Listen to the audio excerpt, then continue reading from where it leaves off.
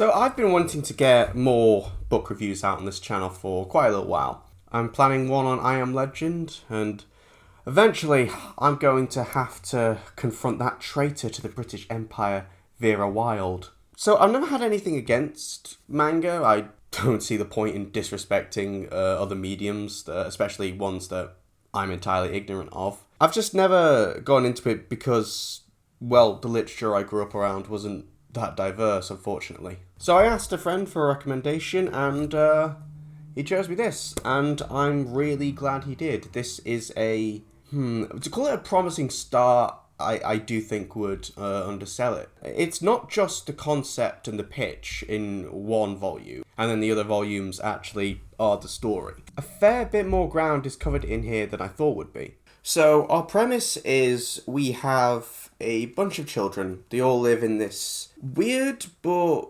seemingly really nice fairy tale-esque orphanage that's being run by one woman who they all know isn't their real mother, but they all call her mother anyways, who's nice to them, eats them really lovely meals, and lets them go out and play in woods and in large stretches of fields, and it's the seemingly perfect childhood. But there's weird little things, like the tests that they have instead of schools. Something about the way they're presented just feels off. Like the headphones and the way they're placed, it feels more like they're being experimented on. And when a child is adopted, they never hear from that child ever again, and have very little contact with the outside world, if any. Also, all of the children have numbers branded on their necks, but I'm really sure that's not a red flag at all. And, sooner rather than later, they realise that their orphanage is actually a human farm. I've had worse birthdays. They are being raised to a certain age, make sure the intelligence is growing and they're fit, so that there'll be more tastier meat for demons. Demons. Nothing. Demons.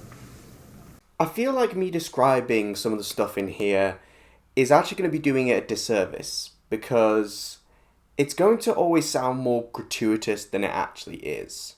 While I probably can't show some of these panels on here without getting my content flagged, both the writer and the artist have a mature understanding of how messed up this concept is. The latest girl to be adopted, they find her body, and it's horrifying. They overhear the demons talking about her, and they watch as her body is stripped of its clothes and then just packaged into this jar. There's not much blood, there's not much gore, it's just sheer dehumanization. And the art just across the board is full of this kind of imagery. These kids standing in the front of the mouths of demons, or them in front of a dining table, or them trapped in a giant wine glass. Very little blood, very little gore, but it's also effective. Each demon has its own unique design, but they all permeate that feeling of just wrongness. And there's an immediate focus on the character's emotional response to it. These kids who've just realised the whole world is not what they thought it was, and pretend that everything is as it was. They try not to let the mother know that they really know what's going on. And the whole rest of this book becomes them trying to plan their escape, playing mind games, this psychological game of chess.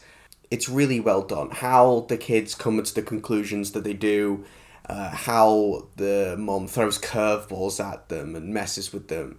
She lets them know that they've worked out certain things, and then she'll throw in a complete wrench into the gears by introducing another adult, Sister Crone, just completely doubling the problem just like that. And I really want to talk about the three main characters, because I feel this does such a good job setting up what separates these three kids on a philosophical level.